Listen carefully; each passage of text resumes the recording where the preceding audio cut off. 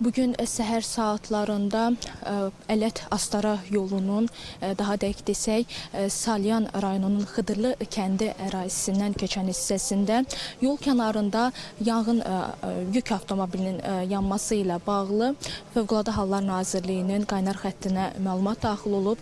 Nəticədə Nazirliyin yanğına mühafizə xidmətinin əməkdaşları hadisə yerinə cəlb olunub və təəssüflər olsun ki, bu zaman hərəkətdə olan yük avtomobili Fövqəladə Hallar Nazirliyinin Şirvan şəhər yanğından mühafizə hissəsinin əməkdaşı Piriyev Hakim Şahlar-oğlunun eyni zamanda Salyan rayon yanğından mühafizə dəstəsinin digər əməkdaşı Tağıyev Elşən İnsanağa oğlunun vurub və nəticədə Piriyev Hakim Şahlar-oğlu həyatını itirib və Tağıyev Elşən İnsanağa oğlu isə hadisə nəticəsində müxtəlif dərəcəli xəsarət alıb, bədən xəsarətləri alıb, amma onun vəziyyətinin qənaətbəxş olduğu deyilir. Sağlıq durumu ilə bağlı hər hansısa bir təhlükə yoxdur.